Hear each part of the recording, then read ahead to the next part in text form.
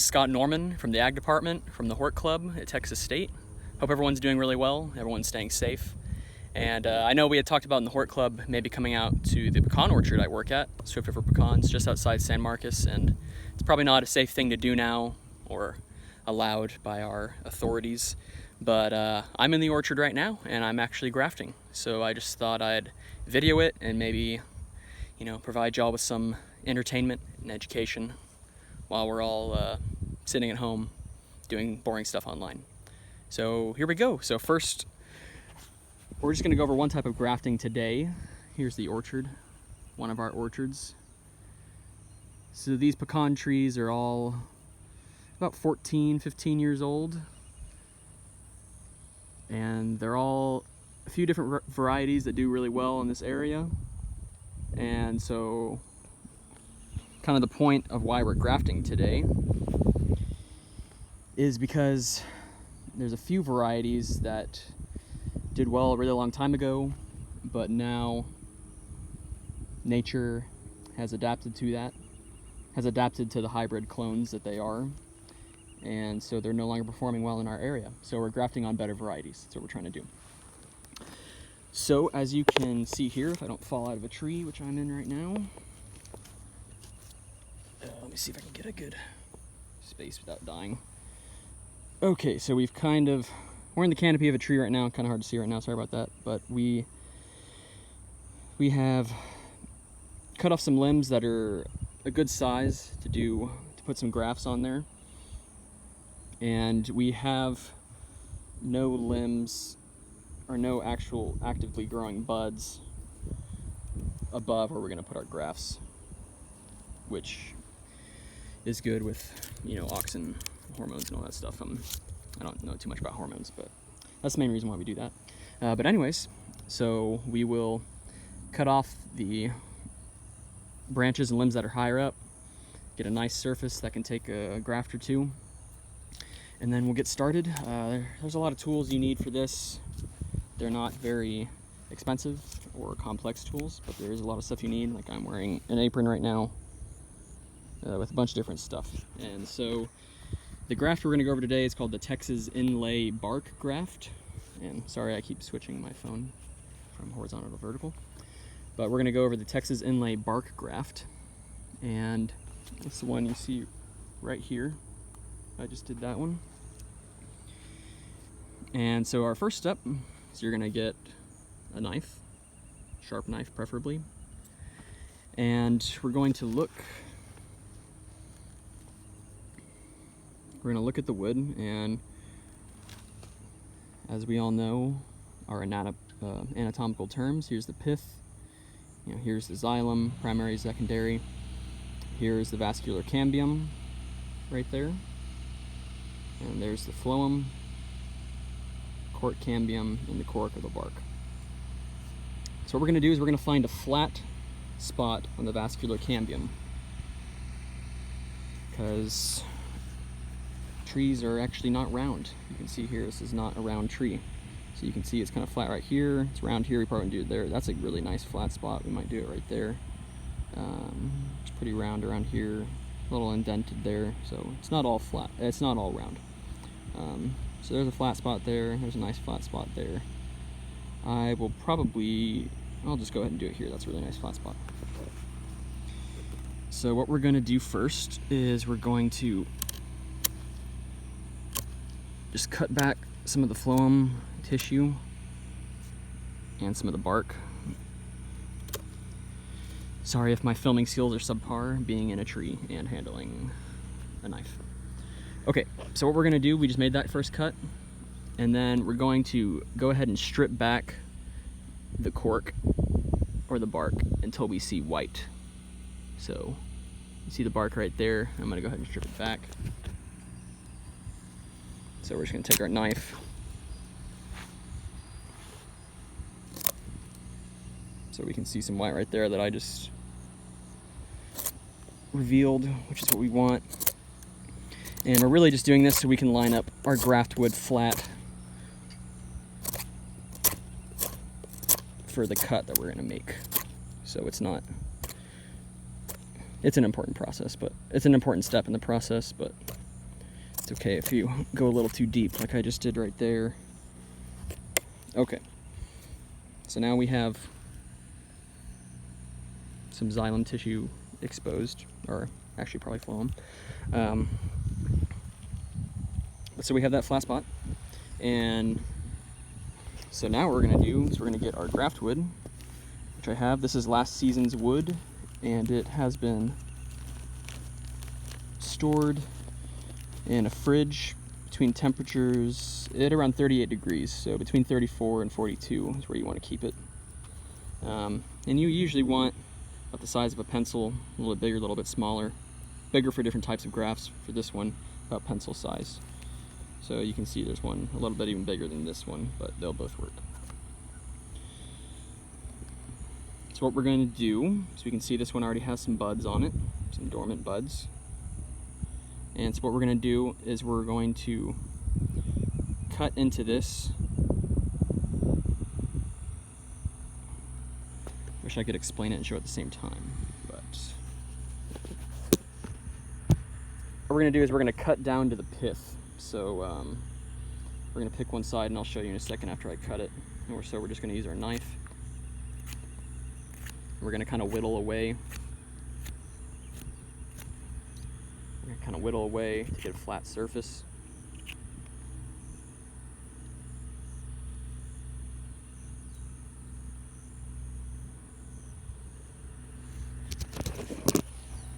So here you go. See, we've whittled away. There's a little bit of a bevel right here, and there's kind of a flat surface. Probably flatten that out a little more. And then on the underside, on the opposite side of that, we will put a notch to make it come to a point. So I'll go ahead and do that, and then I'll show you what that looks like.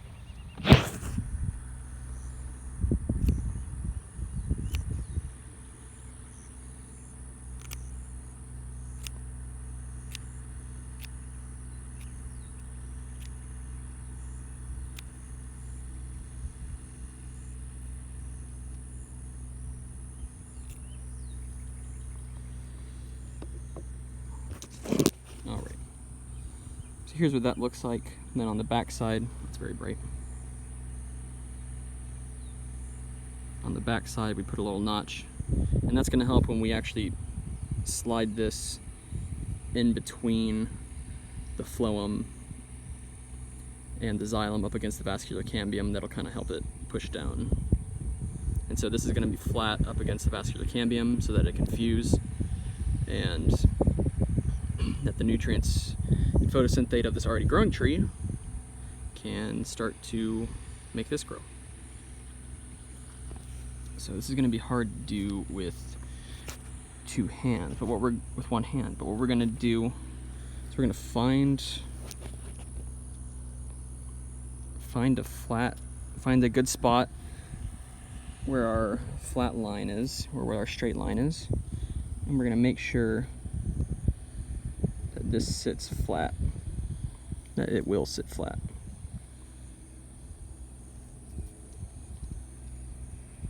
That looks pretty good. So what I'm going to do is I'm going to hold it, and then on each side of it, I'm going to cut through the phloem to that cambial division layer with my knife on each side of the stick. So I'm going to go ahead and do that, and then I'll show you what that looks like.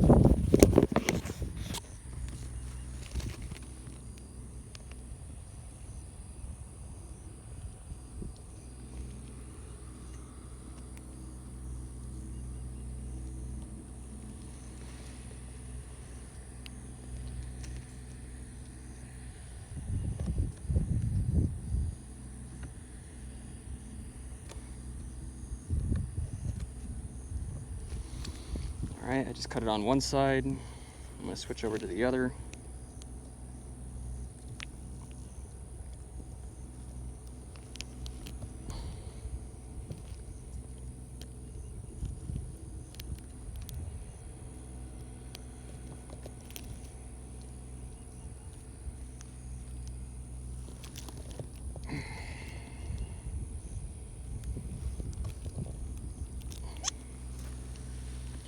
Okay.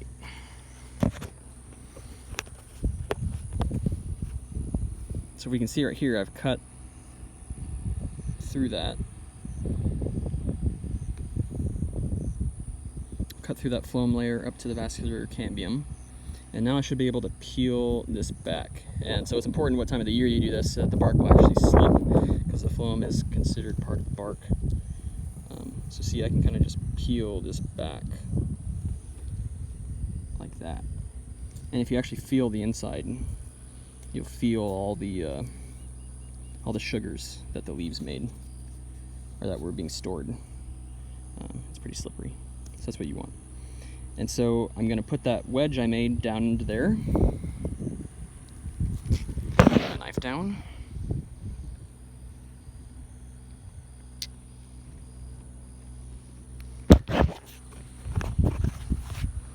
Alright, now I'm going to put the flat side up against it and put that wedge down in there. And make sure when you make your cuts that the buds are pointing up and that they're not pointing upside down, because that would make for a very bad growth habit for that branch. That would be very weak. So see, it'll kind of sit in there, and then you can kind of push it or hit the top a little bit. If it was a bigger stick, I'd hit it, but I'm kind of just going to push it in. You can see it's kind of pushing in there.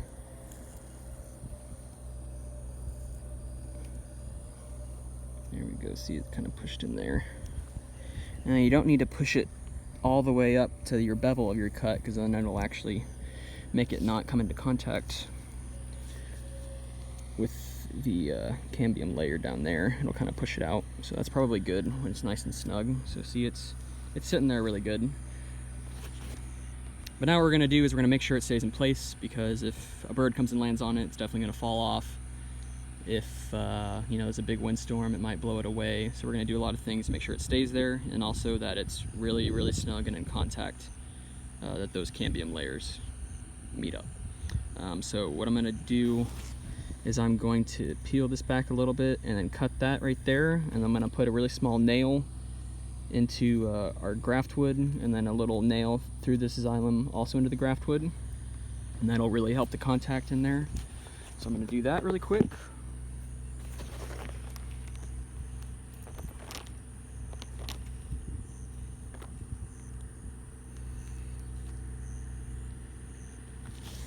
Let's see if I can sit down here and do this.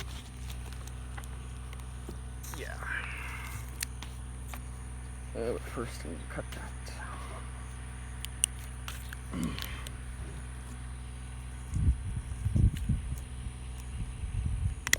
Okay, so I just cut that off, that phloem layer that we cut back. And now I'm putting one nail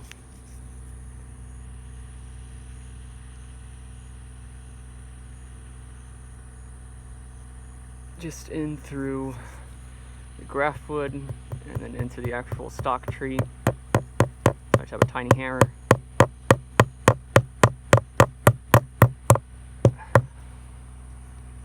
kind of hard to make sure these don't twist on you.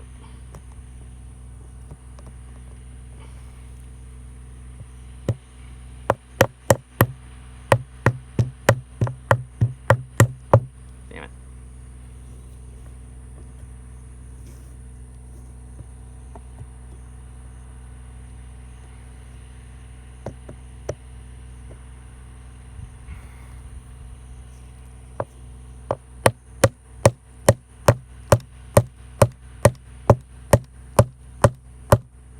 Alright, that turned out good, thank God.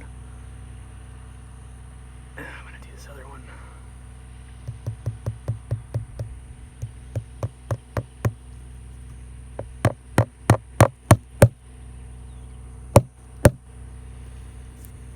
Alright.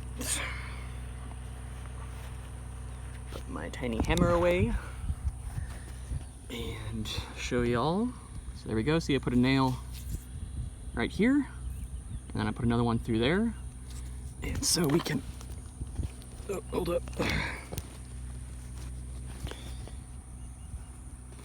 and so we can see that contact here is pretty close together. It's about as tight as that's going to get. Okay, so now what we would do is we would get grafting tape, which isn't sticky. It's just kind of this white, stretchy tape, for lack of a better word. But so we'll just wrap it around and tie it off. This is probably the most annoying part for me, but it's got to be done.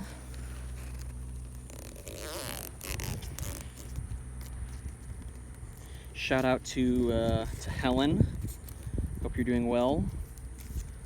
I think you had told me on our one plant walk that you had an interview somewhere, because I know your escape room work closed down, so I hope that went well, if that was a thing. Shout out to Dan. Hope you're doing well too.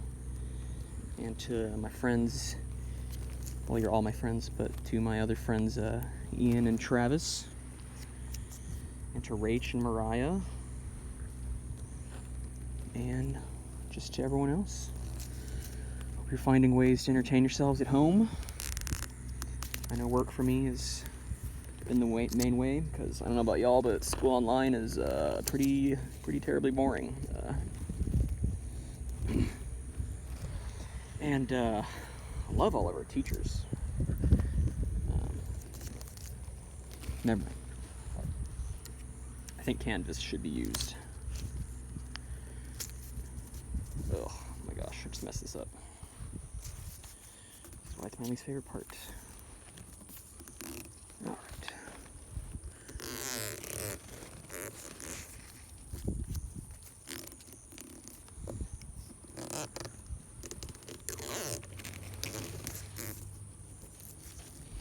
There's safer ways to do this. You don't have to be in your tree, or actually in the tree. If you have $100,000, you could buy the thing that you heard running that just shut off. It's called the tree squirrel, but it's basically just a big crane like you see being used when they're fixing electrical lines with a cab in it, so you could, you know, sit up there. Alright, I'm almost done with this. Tie it off.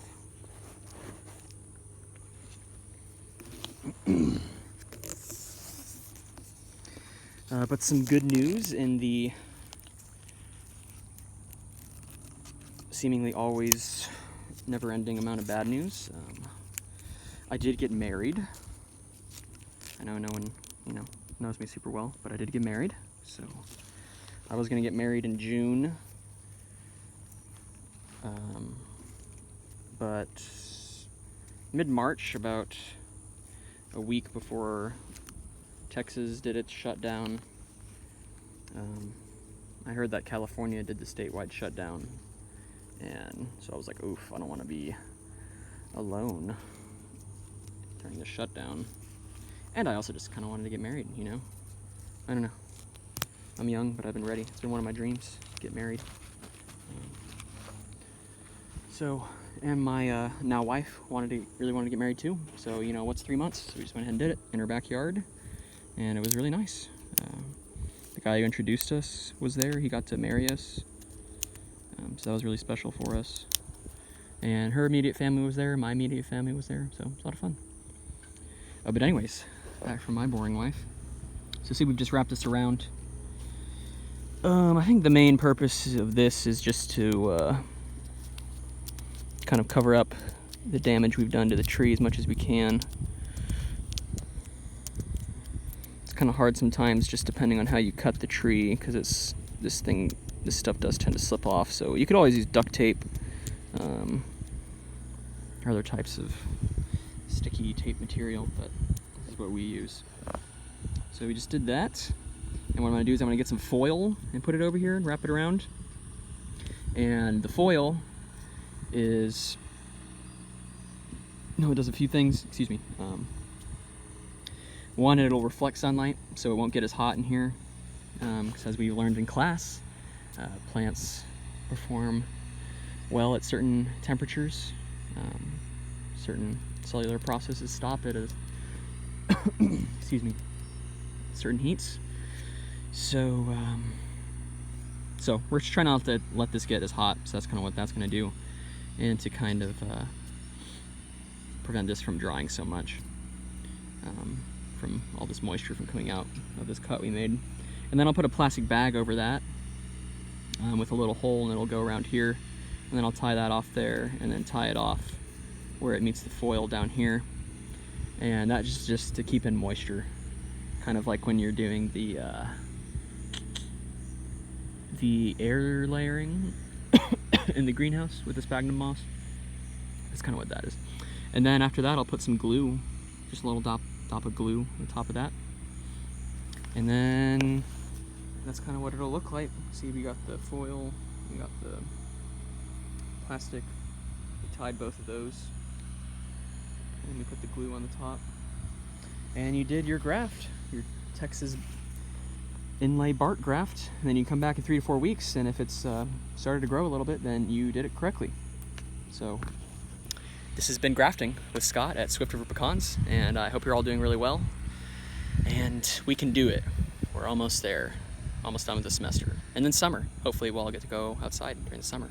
So hope you all do really well and stay safe. See you guys.